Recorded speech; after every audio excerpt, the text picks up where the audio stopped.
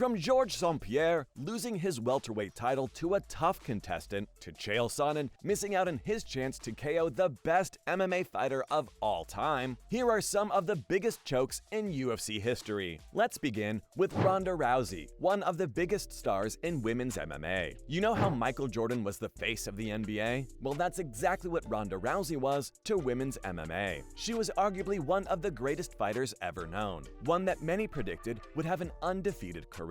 But poor Rousey lost her winning streak against Holly Holm. But for some reason, to this day, UFC fans underestimate Holly and her potential, which I don't think is fair to her. She's proved time and time again that she can fight the best of the best, and it was evident at UFC 193 when she took on the Queen, Ronda Rousey. Holm literally outplayed her with everything that night. Now, some fans said that Rousey wasn't at her best, but let's be honest, it wasn't like she was fighting for the first time. Ronda had enough experience under her belt to know exactly what was going on, and Holly didn't give her a single chance to get close. Instead, she used her brilliant footwork to dodge and counter Rousey constantly. This started frustrating Rousey, and she got pushed back to square one. Holm kept doing this until she got the perfect opportunity to land a left-hand strike on the sweet spot. She smashed Ronda's face and followed it with a head kick to seal the deal. Holly only had one rule that night, and it was no mercy.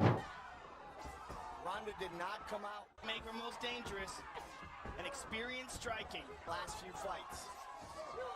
With that angle that Holly Holm just connected with. Despite being the underdog, she got the better of Rousey and ended up winning the Bantamweight Championship. But that wasn't the first time a big choke had happened in the Bantamweight division, because a couple of events later, Amanda Nunes stunned Miesha Tate. Just to give some context, Holly won the title from Rousey at UFC 193, and then lost it to Tate while defending her crown for the very first time. Not gonna lie, I felt bad for the girl, until Amanda came to the rescue. The Brazilian was the real underdog going into UFC 200, as she only had a record of 2-1. That's literally 3 fights. Nothing big, right? But boy, oh boy, she fought like a beast. Amanda is known to be dangerous in the early stages of her fight, and it was evident that night. She left her corner aggressively and landed some fantastic punches on Tate early on. Add some more of that, and you saw Tate lying against the fence with blood on her face. But the Brazilian didn't stop there. She got Miesha back on the ground and locked up a choke, which eventually led her to tap out. With this remarkable win, Nunes became the first Brazilian woman to win UFC Gold, and also UFC's first openly gay champion. It was honestly great to see competition in a division that was once dominated by Rousey. And would you believe me if I tell you that there's a fighter who dominates his division but always messes up when the championship is at stake? If you haven't guessed, I'm talking about Kenny Florian. The American athlete is a fan favorite and one of the most decorated fighters in the UFC. His only flaw? The dude just can't seem to win a title. And the worst part is that he had actually gotten multiple opportunities to win one, but he just couldn't capitalize on those moments. And that's why he's on this list. Kenny had lost 2 championship matches with Sean Shirk and BJ Penn, where he lost both despite doing reasonably well. He lost again to Jose Aldo at UFC 136, where the fight ended up with a score of 49-46 in favor of Aldo. Considering the number of times he's lost, you can't help but feel sorry for the guy. Even though he stayed in the picture for a decent amount of time, he never got the taste of UFC glory.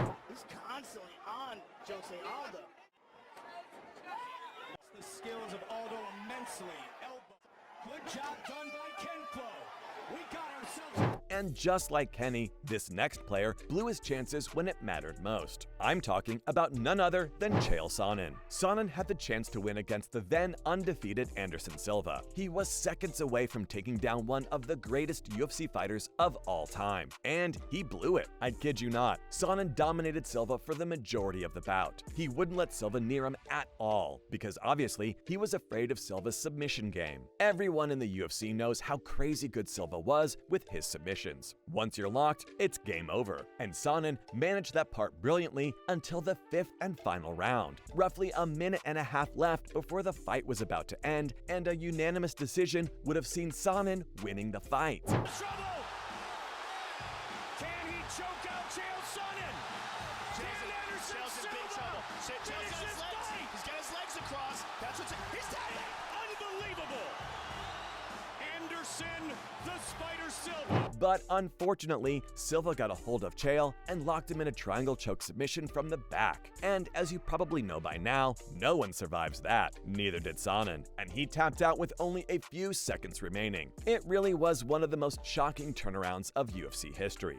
Great for Silva, but really disappointing for the American. While Sonnen bottled the match seconds before the fight was about to end, there's a fighter who finally broke Anderson Silva's title run, and his name is Chris Weidman. After 7 years without a defeat and defending his title 10 times, Silva was literally the best in the sport, and his next bout was against Chris, who wasn't highly regarded in the UFC. Now, everyone knew the outcome of the fight even before it began, but UFC 162 came as a surprise. Both fighters had an equal chance to make their presence felt in the opening round of the fight, and the biggest mistake that Silva made during that fight was underestimating his opponent. He began making fun of the American, teased the audience, and put on a show for them. And obviously this gave Chris an opening, and he capitalized on it. He came through with a combination so incredible that he ended up knocking the Brazilian out instantly. And just like that, it was over for Silva. Anderson, oh my, he got hit! Looking to finish it! It is all over!